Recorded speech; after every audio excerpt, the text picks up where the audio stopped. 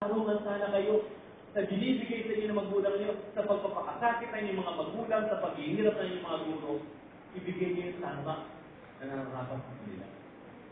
Alam niyo, what is really good in the gospel?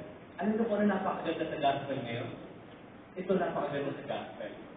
At ito sasabihin sa inyo, napaka-mabuting balita ng Ebanghelyo.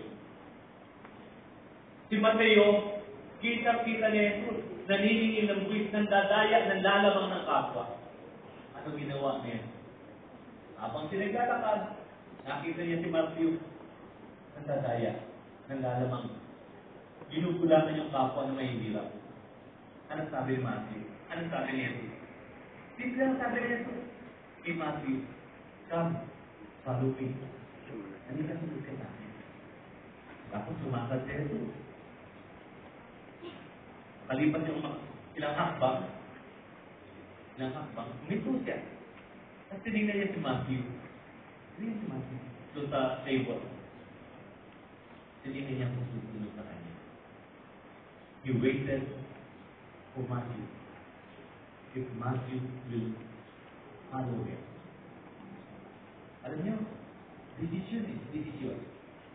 Si Matthew pwede mag-desisyon. Sasabihin niya, masaya ako dito. Kumikita ako ng pera. Yung mayaman ako. Dito na lang ako at mananatiling na ako. Pero ano ginawa ni Matthew? Nag-desisyon siya. Narinig niya yung pagtawag ni Jesus na magbago. Na mag-ayos ng buhay niya. Narinig niya ang pagtawag ng Diyos sa kanya. Ano ginawa niya?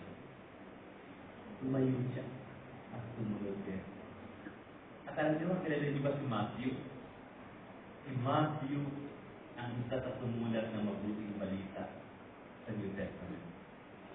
At pag binabasa yun ng tao, hindi na nakikita si Matthew bilang isang makasalanan ng dadaya, kundi isang tao, kinukwento ang mabuting balita ng pagmamahal ng Diyos mula kay Jesus.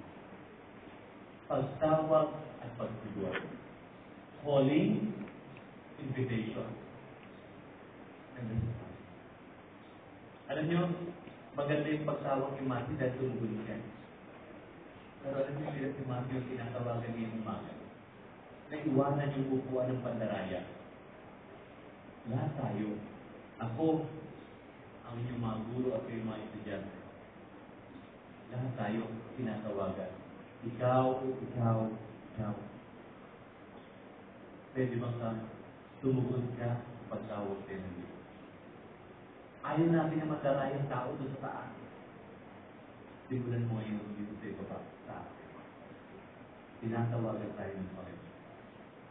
Sana tumunod tayong lahat sa Panginoon. Amen?